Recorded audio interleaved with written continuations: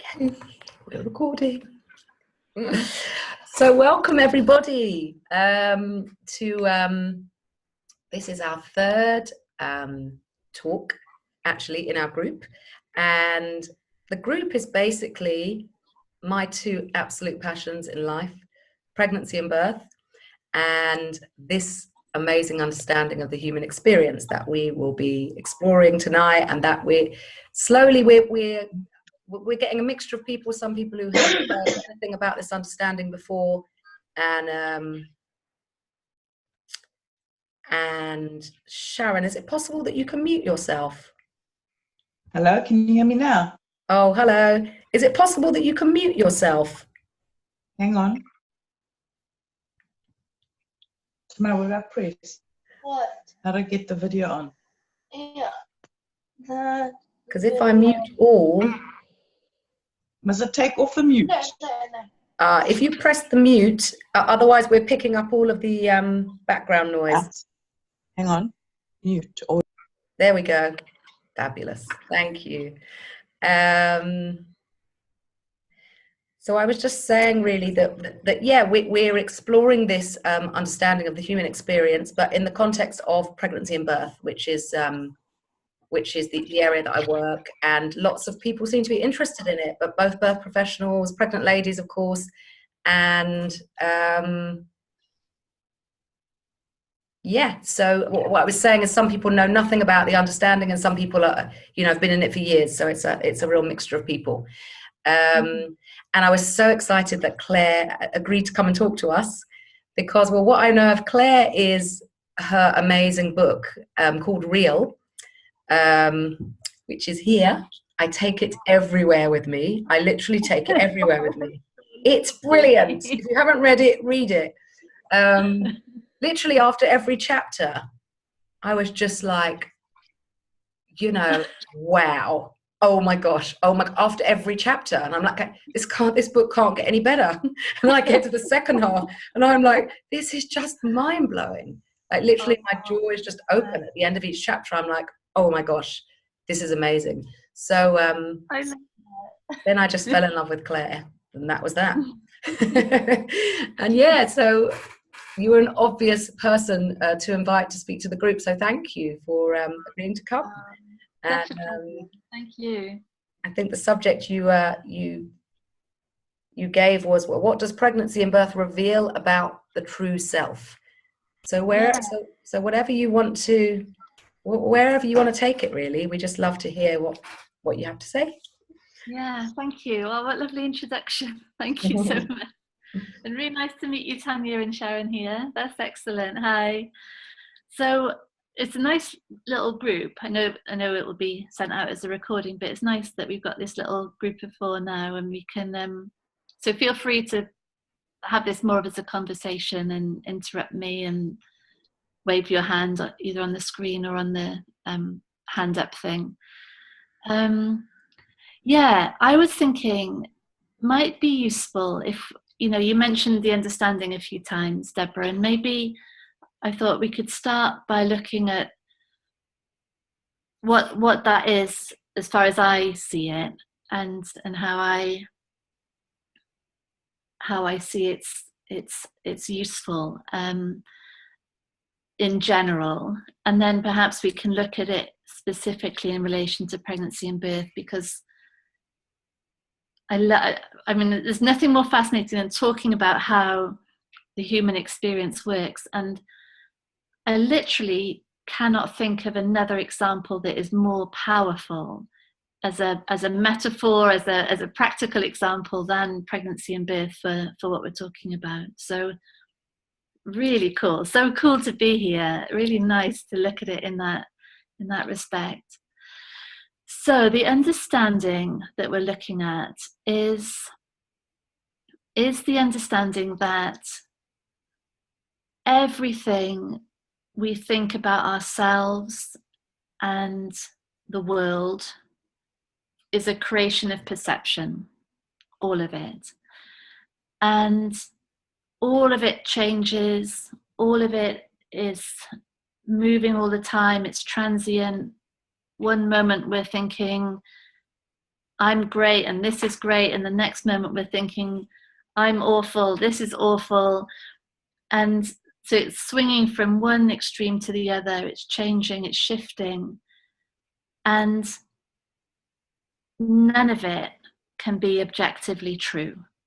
Really, none of it. If we're looking for the truth of who we are and the truth of what's out there in the world, we can't look to the content of our experience, because the content is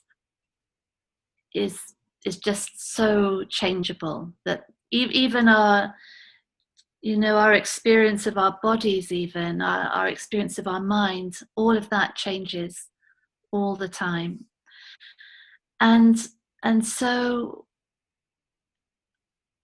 when we consider that and we start to explore, well, if that changes all the time, if my idea of who I am changes all the time, then what actually am I? What is actually, what's solid, what's permanent, what's constant, what's the foundation of all of this?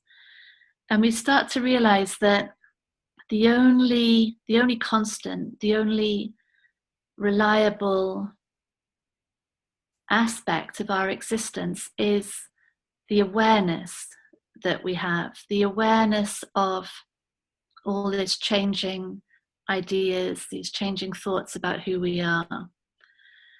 And so we start to realize that whereas before we believed that we were this identity, this self, and that the world was separate and that we were responding to this world as it looked, we start to realize that actually that's not what's going on. What's really going on is that we're like a space, we're like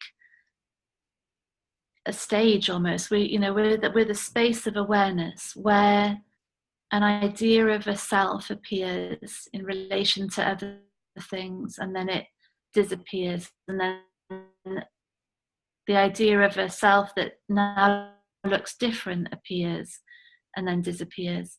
And so all the time there's this experience coming through of different manifestations of us in relation to the world and to what looks okay, what doesn't look okay.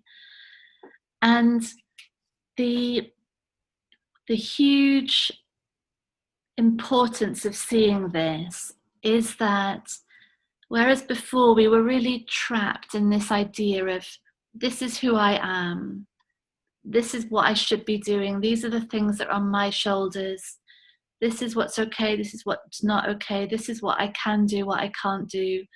That was a very limited idea. And from that limited idea of self, we then went around looking at the world from that perspective as well. So it was a limited self looking at a world that could only be experienced from the perspective of that limited self.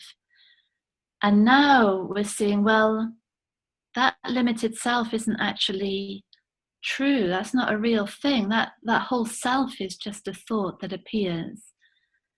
And who we really are is the awareness of that thought of self.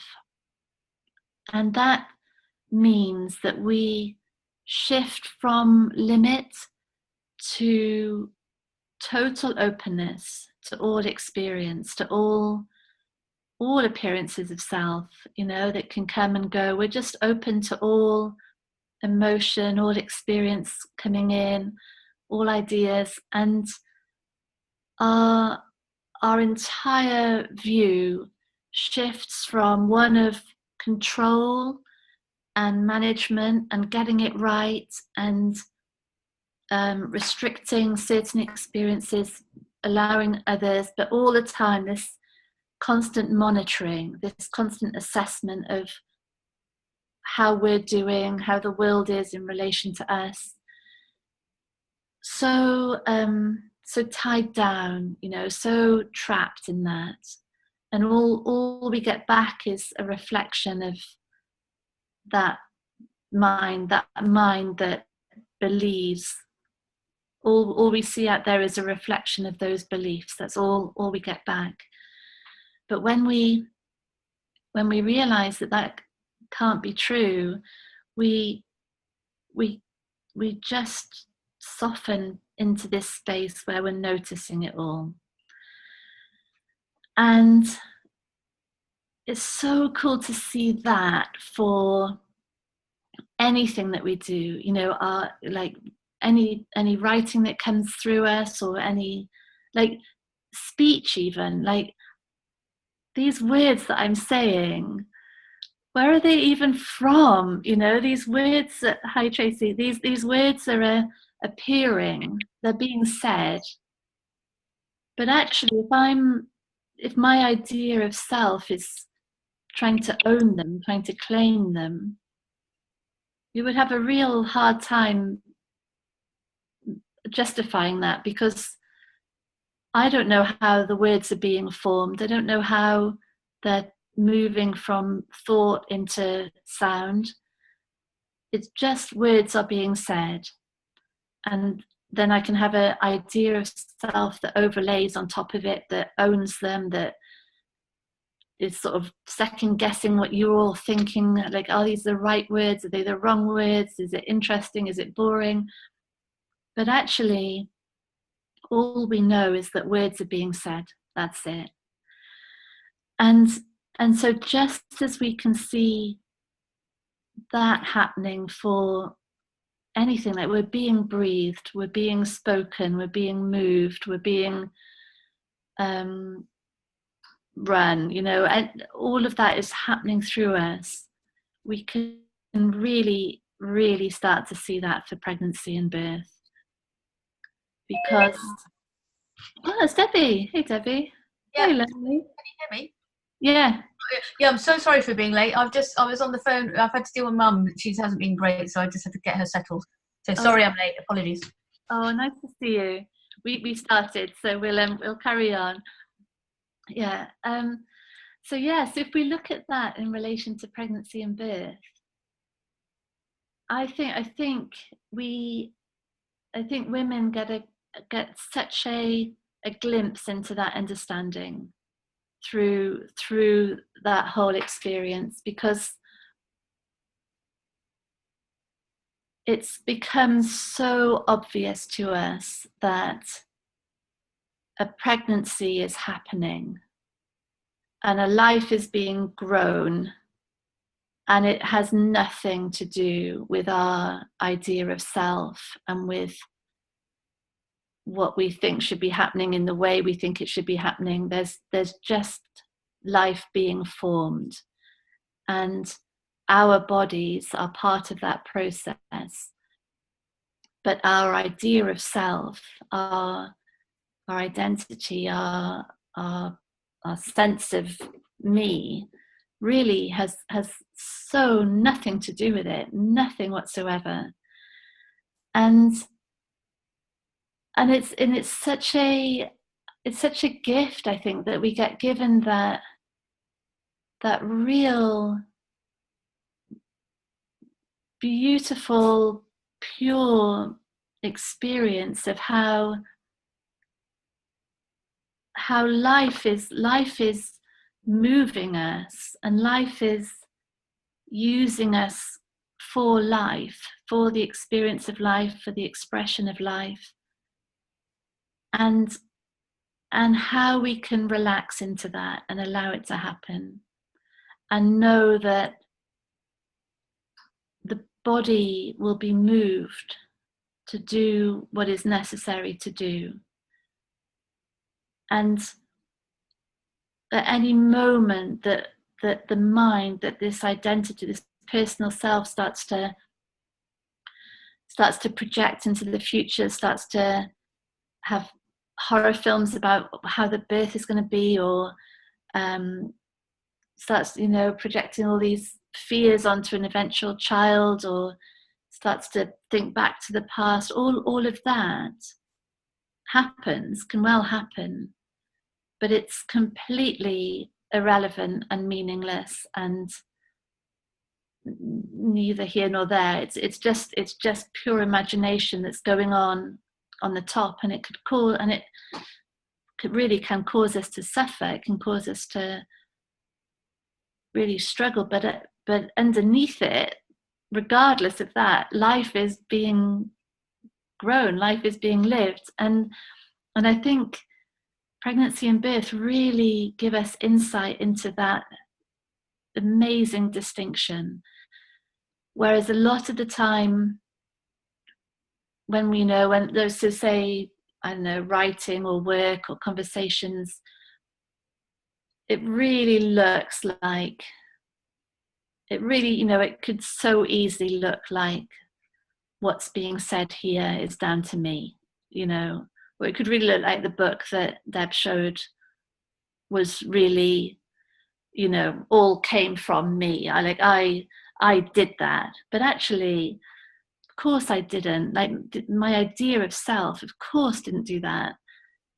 But just as my idea of self didn't grow my 2 kids in my womb, that was nothing to do with who I think I am. Hi, Kate. Nice to see you. Hi, Claire. Sorry I'm late. Yeah, all good.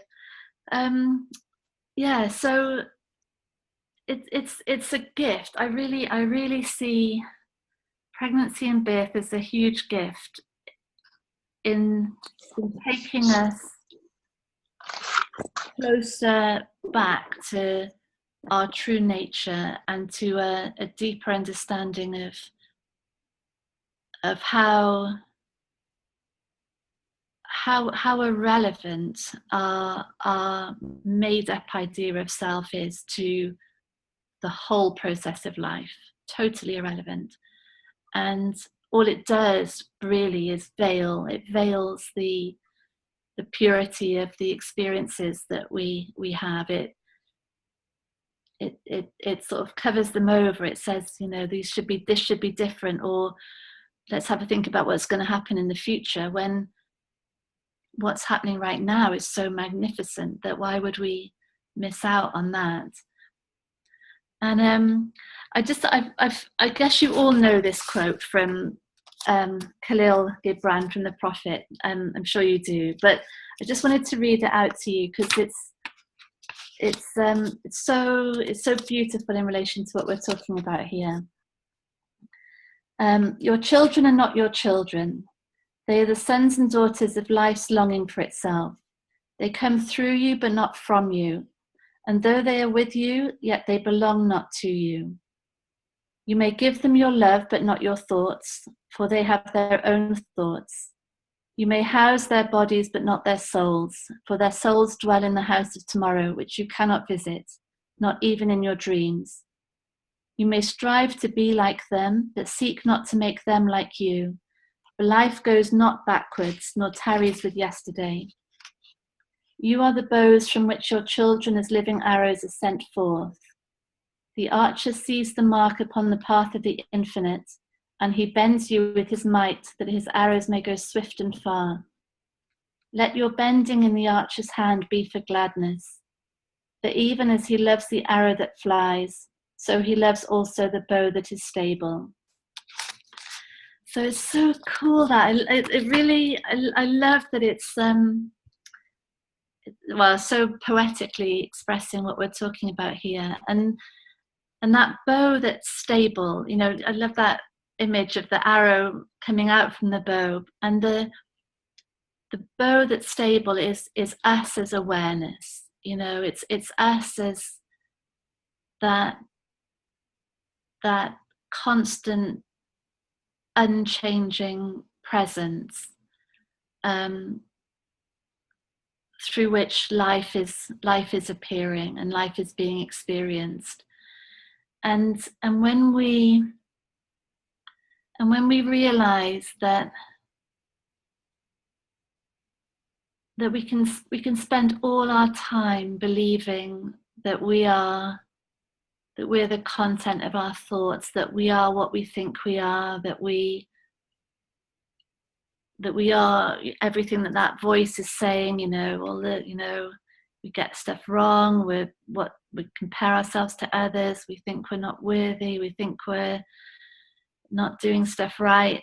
We can believe that, and we suffer in it. And the more the more we're suffering, the more a sign it is that we're believing something that is so far away from who we really are.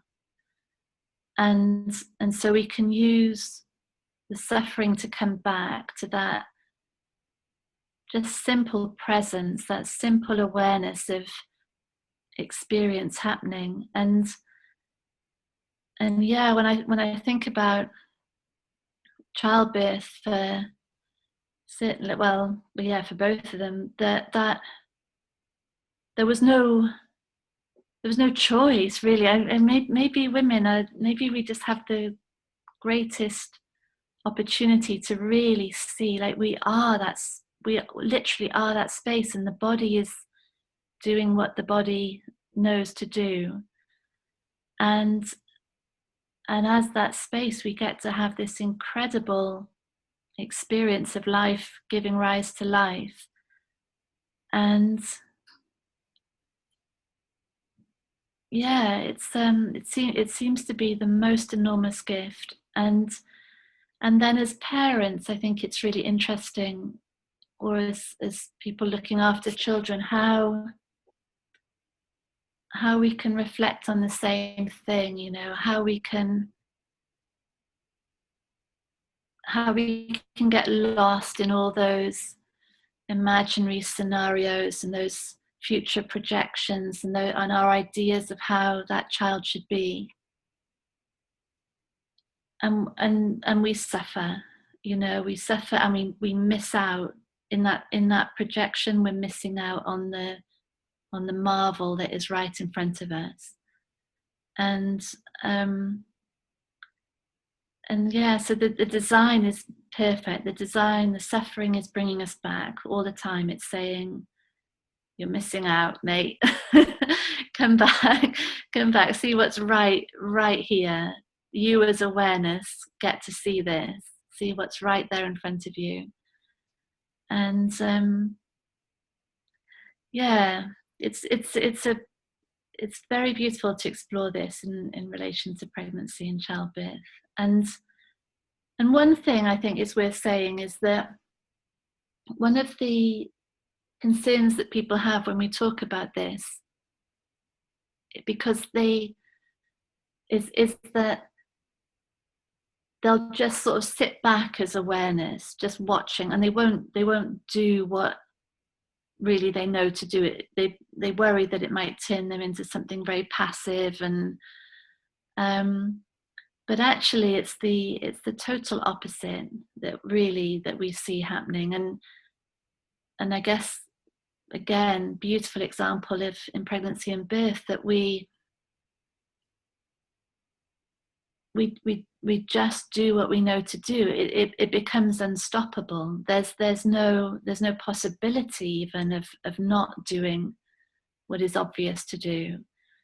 And so there's an element of being so present and so in tune, and so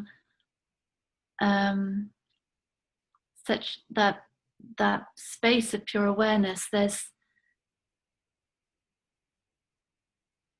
It's a shift from believing that it's all on our shoulders, believing we have to make the decisions, we have to make stuff happen, to really just watching a body being moved, being lived, being worked, being spoken, being written, whatever, with ease, the ease of just unstoppable intent and motion and expression, I guess. Yeah, it's life expressing itself, and we really beautifully get to see that in pregnancy and birth. So can I just ask, Claire, is there a personal desire in any of that? Is there any desires? I don't know, that just came to mind. I don't really even know what I mean, but is there room? I was thinking about that when I was preparing for this, because me and my husband needed IVF to have our kids, and it's an interesting one, Desire. It's a really interesting question in relation to this, because there can be, it seems to me there's two types of desire, really. There's desire that this idea of self has in order to secure itself and to sort of fix itself in place, you know, like it might maybe want a child because it doesn't feel loved, you know, so it wants to have a child so that it can feel loved, it can feel worthy, it can feel valid, and that's a desire that will never be fulfilled by any object, you know. It can't be. It's a bottomless pit if the wants of that separate self are insatiable, because it's by nature insecure. It's made of thought, and so any thought, like you can have, if it believes it needs a child to feel loved, it could have 100 children and still not feel loved, you know. It's never ending. But it seems to me that there's a desire for, I don't even know if desire is the word, it's like an obviousness, like it becomes an unstoppability thing, and I felt that with the IVF, like it was oh god, it was such a palaver for me and my husband to get pregnant. But it was unstoppable, like I don't know, it was impossible for at any stage for us to not have gone on to the next stage until we had those kids. It just seems to me that they were going to be born whatever, and there could be obstacle after obstacle being thrown in the way of them, but they were coming into the world regardless. And then they weren't, there wasn't, I don't know, there was no reason really to get pregnant, you know. There was no reason to go through all of that, but I knew it wouldn't bring, I knew it would bring, in fact, a load of hard work and sleepless nights and costs, but yet they had to be born somehow. And I think we can see that with the stuff that we do, you know. There's a inevitability almost, it's so obvious, and the more that we relax into that and just allow that expression to take place, we just we have arrived, you know. It's like a trip. We go on this crazy trip of life, just allowing it to happen, and it's, and people worry, you know, like I said before, people worry that we would end up just not doing anything, but it's the total opposite. Yeah. What do you think of that, Deb? Yeah, no, look, I'm addicted to giving birth, so I just keep wanting more children, even though I can't cope.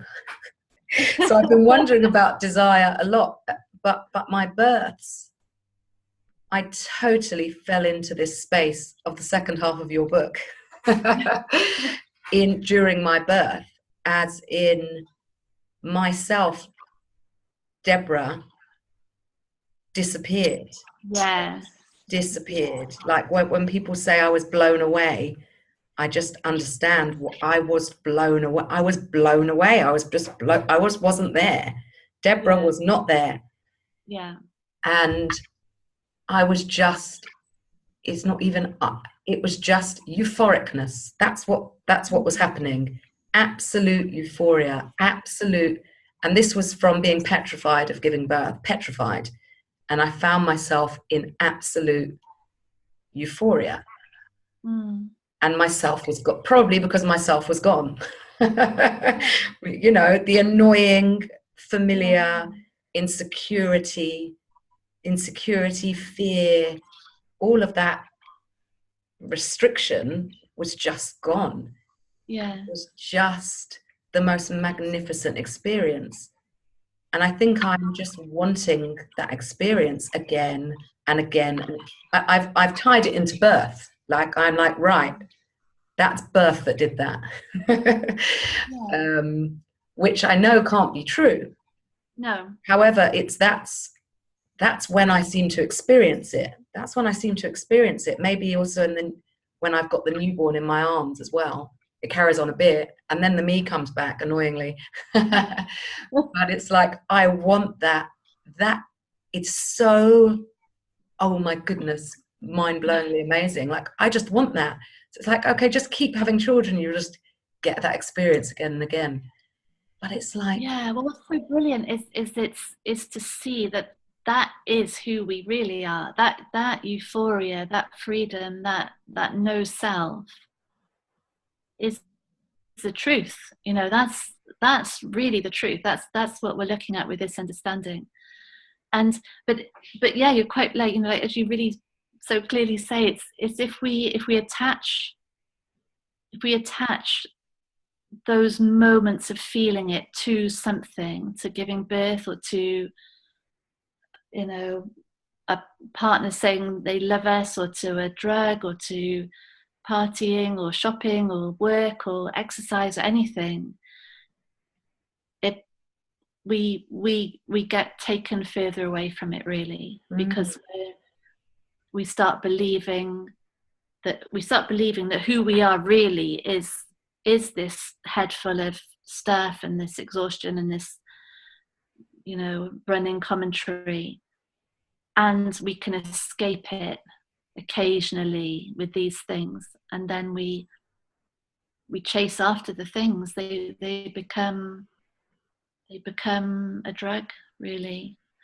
And so we're looking at how through logic and through inquiry, we can start seeing that there's not one single aspect of our thought created self that is true, that can be real. And the more we inquire into that, the more it falls away, until our life becomes that experience that you had. So really the potential is to have that at any point and all the time, really. Maybe even like that is for sure the potential, that you could have that all the time. Yeah, because that is our true nature, and that's what's so interesting, is that our true nature is that experience, Deborah. It's the freedom, the joy, the love, the total peace. That's what's going on. That is who we are. And the more we see it, the more we are open to any surface storm, you know, like so seeing that's so like the body of the ocean, our true nature is freedom, love, joy, peace. And then the waves can be calm, they can be all, you know, huge rolling storm waves, they can be, you know, coming in and out. It doesn't matter to the body of the ocean. And that's the breakthrough, because when we don't see that, we try and manage experience. We're on top of the ocean, trying to control the waves, trying to make sure they match the pattern that we think they should be in, trying to calm them or make them more exciting. And it's impossible we can't do it. But when we see that we're just the space, that huge oceanic space, and the waves can do whatever they want, it makes not the slightest bit of difference to who we really are, then we're free. Then we really hang out. We hang out in who we are, and we're open to all of it.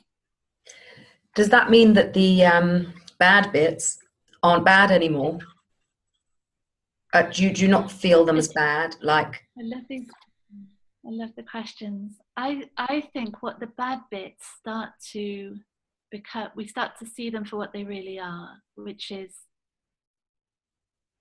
experience taking place within awareness, within the awareness that we are. So like this weekend, I had, so I've separated from my husband, and this weekend was his 50th and my mother-in-law's 80th, and they were all going off with his new girlfriend to my brother-in-law's, and it was like, oh, I felt lonely, I really felt, and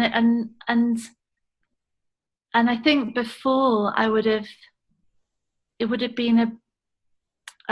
resisted that feeling of loneliness so much. It would not have been okay to have felt lonely. I would have had to have tried distracting myself or doing something or having more fun, or but as it was, it just became an experience of loneliness, and it was really okay to have that. There was nothing wrong in it. It was all fine. I could just notice it come in and not have to do anything about it, and also be quite interested in it as well, like, okay, this is what seems to be happening right now. And I think it becomes that like peace, it sounds ironic, but it's true that we realize the true peace that we are when we're open to any rage or sadness or grief or anger or anxiety. We're the true peace of ourselves, like you in that moment of giving birth, where there was so much going on, but total peace with it. There was no resistance to anything, and there would have been so many emotions happening, so many physical experiences, so many things happening in the world with people and all sorts, but that peace is underneath it all, and we know that's who we are, and then from that space, just openness to all of it. I was just going to say, it seems to be in the resistance, and then I'll let someone else have a go. Sorry. It seems to be in the resistance that the suffering is. Yeah. Would you say? Yes, and even more cool than that is our idea of self is in that. So the resistance comes up. So say with the loneliness on the weekend, resistance, there could have been resistance to it, like, me, Clare, shouldn't be, like, suddenly there's an idea of Clare in it, like, I shouldn't be feeling this. How dare James already have another girlfriend, and how can I be left out of this nice weekend? And suddenly there would be me as this idea, pushing it all away and not okay with it. And then it goes, but I exist in that moment, and then I'm gone, and then I exist again, and so I'm really deeply suffering as this idea of Clare that shouldn't be feeling this thing. And so it's so great to see it. We can just watch it in action, and as we see it, it falls away. And I think it's why it's so, with pregnancy and birth, how the futility of resistance, really, like, it's just like, it's happening. It's happening anyway, you might as well just let it all happen. And the futility of resistance, the futility of an idea of me and that I'm in control of this, that it all it becomes so obvious during that period of time that it gives us a glimpse into the nature of how it all works, that can stay with us for the rest of our lives. It's just nothing to do with us. I see it in birth so clearly, so crystal clear, that it's just nothing to do with us when I gave birth, nothing to do with me, nothing to do with me. I was just sort of there being carried along. But it's the whole of life. It's to see it in all areas of life. That experience of loneliness was nothing to do with you, really. It was just what was happening for you. Yeah. So you may as well just let it happen, like you let birth happen. There's nothing else to do. Yeah, there's nothing else to do. And that's like the most enormous weight off our shoulders. You know, we carry this weight around on us as though we are controlling the waves. You know, we should be managing them. We should make one start and the next one finish. But we see, like, we see it in pregnancy and birth. We can see it in everything, in our work, in our relationships, in our emotions, in our health, the whole lot. It's not on us. It's not on our shoulders. We're watching it. Yeah. What a relief. Sorry, let's open it up to questions. Sorry, I had Claire all to myself. It was too exciting. I just love this conversation. I mean, I love birth too, not as much as Deborah. I only have 3. But, it's just, I'm just seeing so clearly that really, I mean, the best way to birth is when you get yourself out of the way. But that's what you have to do. You have to get yourself out of the way, and then birth is passes smoother. And so in that enormous moment in life, like it's in every moment in life, like, can I just get myself out of the way and just make it happen? Which is so amazing.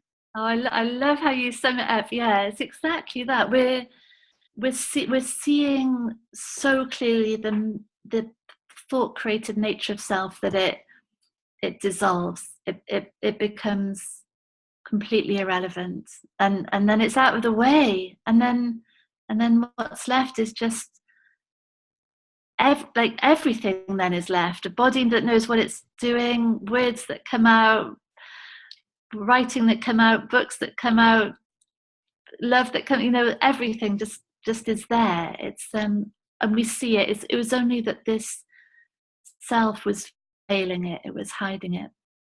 We couldn't see it. We can't see it with all the drama of what does this mean about me? What's going to happen in the future? What have I done wrong? What are they thinking? All that drama. We just veils life, really. Yeah, brilliant, Tanya. I love that. Thank you. I was going to ask you about the body aspect, because after I gave birth, I was just like in worship of my body. I was like, this body, which I'd never noticed my body before, just like whatever, it's just there. And then after I gave birth, I was like, oh my gosh, my body is a temple. I just worship my body. I can't believe what it did. And I still just think, wow, you are amazing. You are an amazing body. You can do what you can do. But it's like, it's not about the body. It's not about the body, is it? I mean, it's about the power. It's what's powering the body, right? It's not really about the body. The body knows what to do. It's not. It's so interesting, because even the body is probably our closest way of coming into reality. Like, really, just sort of that those sensations in the body are as real as we can get, really. And still those sensations are experienced in consciousness. So it's still consciousness that happens first. It's not that awareness is in this body, it's that we are awareness of a body. So like you said, before it was just like, a body you had, and now you've got a miracle. And it's consciousness that is allowing that experience of a indifferent body and a miracle body to appear. And it seems as though it's like, I did an article on a tree recently, and how a tree knows to grow without any overlay of identity or self-esteem or confidence or anything. It's just life living itself, growing, and that seems to be it for our bodies. Like, they just know what to do, and they don't need an idea of self in order for that to happen.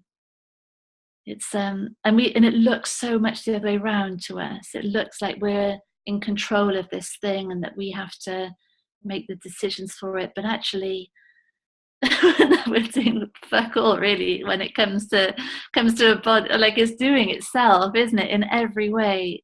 The breathing, the heart, the hormones, the all of it's happening without any overlay of us as being in control.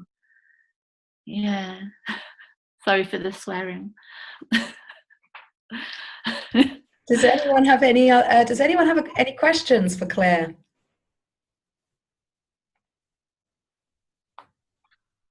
I don't have a question as such, but just as a kind of observation, I remember when I was pregnant with my second child. Well, for the first 6 weeks I cried because I didn't know how the hell I was going to get her out, because the first one had been an emergency cesarean. And although I wanted her desperately, I didn't want a cesarean, and I didn't think I was capable of giving birth naturally. And I couldn't think of a third option. So I cried daily and then got over it. But I seem to remember back then, they probably still do it at the hospital. They run you through these kind of, I think they call them birthing plans or something or other, and that kind of buys into the idea that you are in control, because I think I ticked the box for, oh yes, I'll have one of those hot bath things and I'll have this, that and the other, and when it actually came to it, there was none. I don't even remember any of that even being on offer. It was just took its natural course, and at some point my youngest was born. Yes, that's so it's quite hilarious that, whatever you build in your thoughts of controlling the situation, when it actually comes to it out the window. Yes. And what a beautiful, that's such a metaphor for everything, isn't it? Mm. Yeah. And we can plan ways to get to the hospital and things that we think are going to happen, and some of it might, and some of it really might not. But our imagined idea of it all is never going to be how it is. And it's amazing how torturous it can be, the imagined version that looks so real, that we're experiencing the future version of it right now. Like you were saying with your second, like you're experiencing all the horror of how would that baby get out from this point in time now, when there was no baby in that moment that wanted to get out. It's it really helps us see that we live these nightmares, don't we? And then seeing this helps us really come into realization of that imaginary nature of it all. Yeah, very cool. I'd love to ask, because I've got a lot of clients who they come because they're so scared of birth. That most of my clients, a lot of fears. And then afterwards, if they with birth trauma, there's lots of people. But I just wonder, because there's lots of people. I suppose we all are. We identify with what we think is our personality and what we are. And a typical thing can be of what they'd say is, I'm the type of person who needs to be in control. I need to feel like I'm in control. It's just the way I am. It's or I've got a very low threshold of pain. Just these things that they cling to so tightly. Yeah. How would you, I don't know, could you speak to that a bit? Yeah. Well, when it looks real, that is real. So anything that is appearing now in reality, that out there or in here, that looks real, it's already happened in a way. So we can't really do anything with that.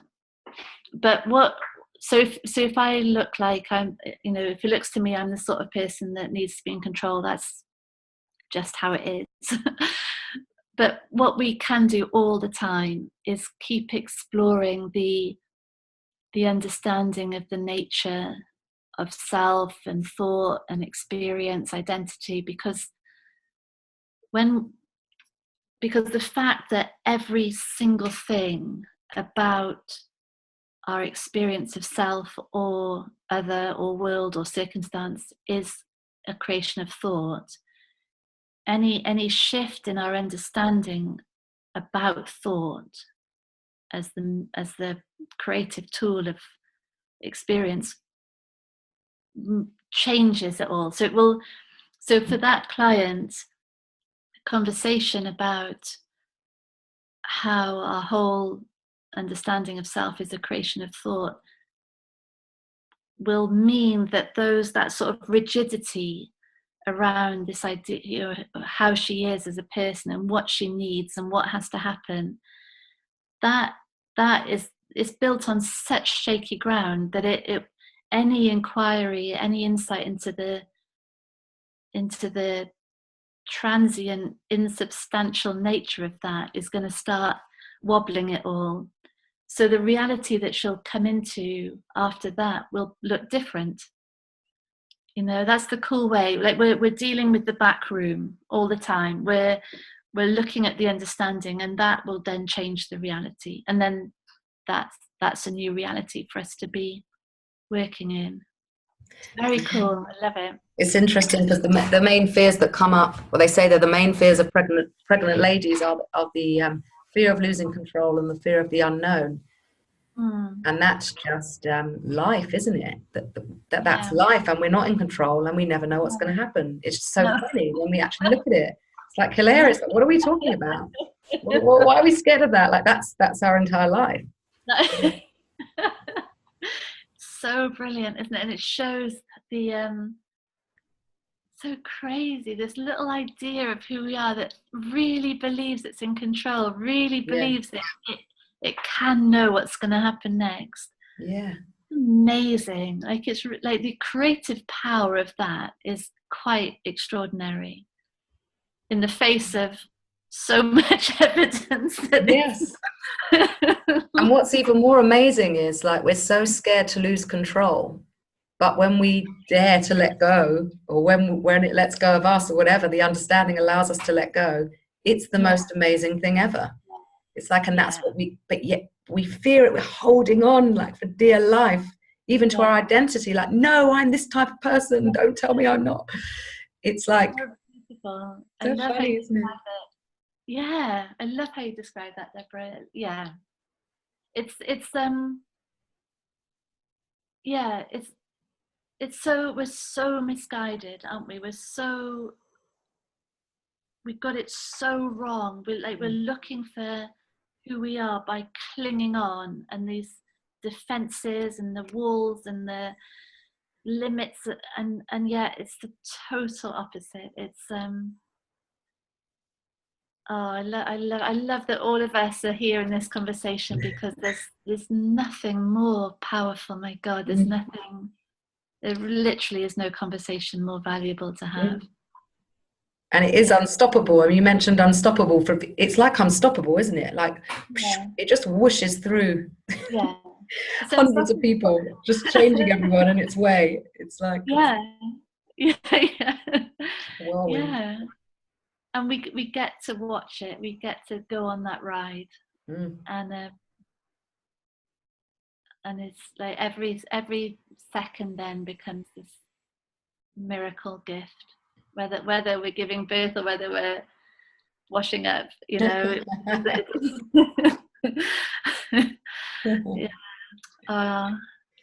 it. Oh, has anyone got any more comments or questions?